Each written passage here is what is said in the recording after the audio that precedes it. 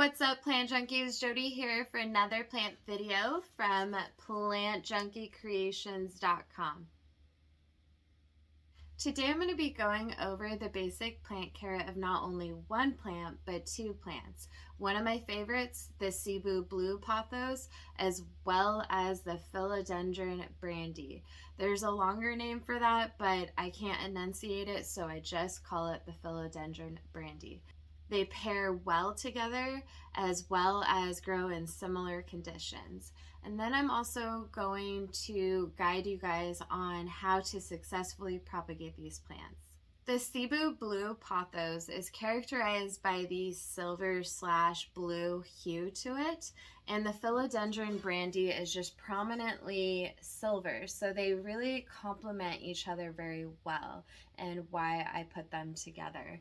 Originally this plant was a Cebu blue, and I've slowly added the Philodendron brandy, whereas this one is prominently the Philodendron brandy, and I've added some Cebu blue cuttings to her. I just want them to trail together. This plant can grow in either way. It can be up on a shelf, trailing down, or she can be wrapped up on a moss pole, which I'm going to work on with this plant, or she can grow up on a trellis, and that's what I've slowly been doing with this one.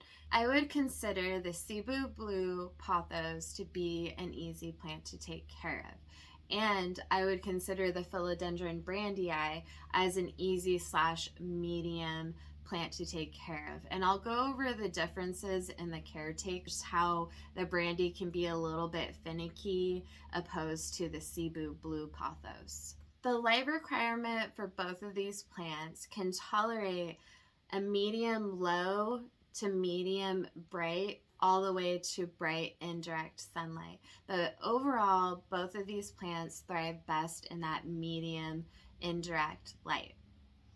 What I've noticed with the Cebu blue pothos, if you provide less light to her, she's gonna turn more blue silver color. So if you're after that, that's where I would place her. The more light you give her, the darker green she's going to be and look like your average just regular green pothos. The water requirement for both of these plants is very similar, and I will water these plants that are all in like 6-inch pots on a weekly basis, 7 to 10 day cycle. You can kind of push it out a little bit, but what you'll notice if you don't water enough is brown tip. I'm not sure if I have any on my Cebu. On the Philodendron brand, you'll notice that. You get crunchy crisp if you don't water enough. I would consider both of these pothos to be on the thirstier side. The soil requirement for these plants likes a well-draining, nutrient-rich mix. And what I like to use is Happy Frog from Fox Farm. And then I'll add charcoal as well as some extra perlite to help with that drainage. Sometimes I'll add coconut husk to this mix. The fertilizer requirement for these plants, you'll typically want to fertilize bi-weekly during the growing season. What I like to use, I rotate between, and the first one being is what I always promote. It's called Gringo Rasta Rise Up. I just love this stuff. It's expensive, but it can be used in multiple ways. The first one being, it's a root promoter. It's great for taking cuttings, your propagations, and just putting it in the water. So here's an example. This brown water right here, that's because it has Gringo Rasta in it. And then it's also a fertilizer. So it contains these microbials that help other fertilizers absorb the nutrients. And Super Thrive. So if you have a struggling plant, Super Thrive is great for that, as well as Gringo Rasta. So these like go hand in hand. Another fertilizer I like to use, I don't have in front of me, I forgot to grab it, but it's called Fish Seaweed Emulsion. It is an overall great fertilizer for all of your plants, and same with CalMag.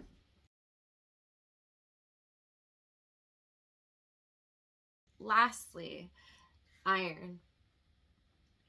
Iron is great for your green foliage plants. More for your larger leaf plants like your bird of paradise, your monsteras, anything with very large green leaves. Iron works well with that, but every now and then I like to give my plants a little bit of iron. A tip for the Philodendron brandii is that it loves humidity. The humidity with this plant really helps those new leaves that are unfurling to unfurl. If not, you're going to have deformed leaves that kind of stay stuck in the plant. And when it's coming out, it's taking a while as it's growing, so it develops as a deformed leaf. And here are examples of not enough humidity, deformed, unfurled leaves. So you'll want to provide humidity so you get these full leaves.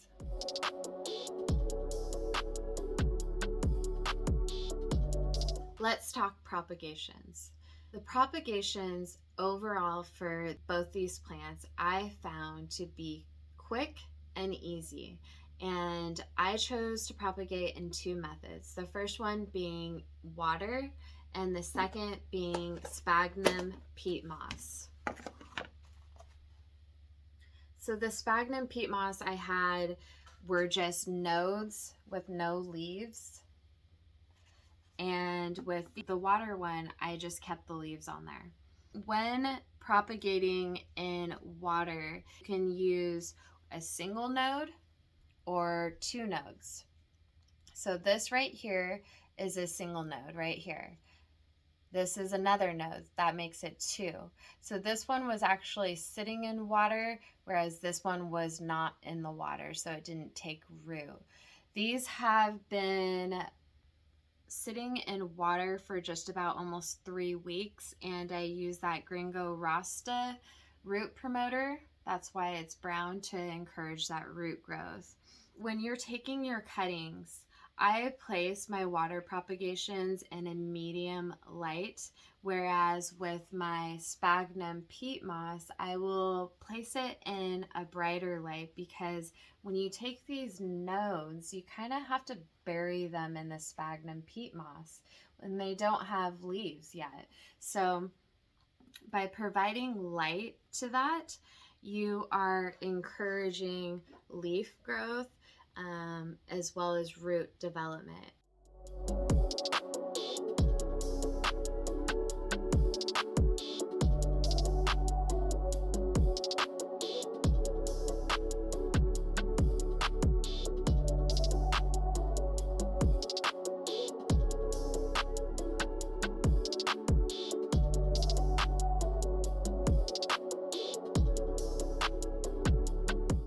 When you're first propagating, you want to take your sphagnum peat moss and make sure that it's moist. Sometimes I'll add perlite to this mix. When you go to squeeze your sphagnum moss, make sure it's not dripping out, not soaking. Just a couple drips is key, and enough to see like condensation on the lid.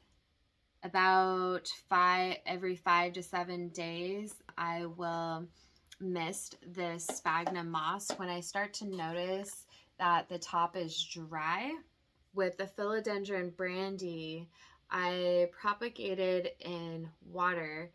That's the method that I choose. If you notice, I didn't put any root promoter in there. I just haven't gotten around to it. But when you have your Philodendron brandii growing, most of your vines where the nodes are at will already have these little root nubs all around the stem, which is great to take quick for rooting in water. So I just recently just took these cuttings.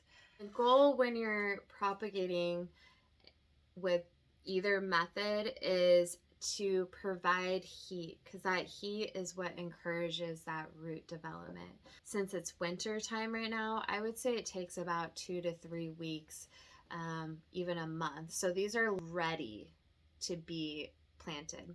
Now that you've got your cuttings and you got your roots, you want to transplant them.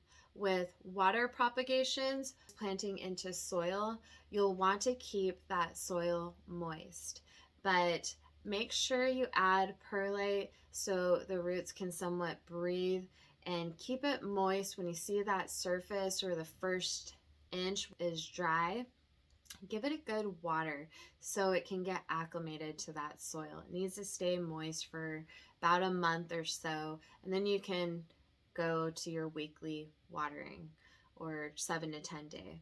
With the sphagnum peat moss, it's already halfway there. It's you can just actually water how you would typically take care of your plants on a 7 to 10 day cycle.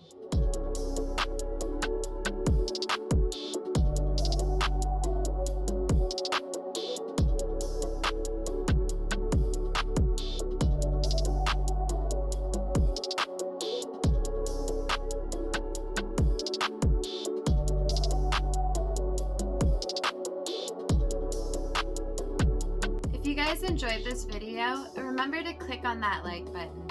Also, if you're interested in plant care content, click on that icon to subscribe to my channel.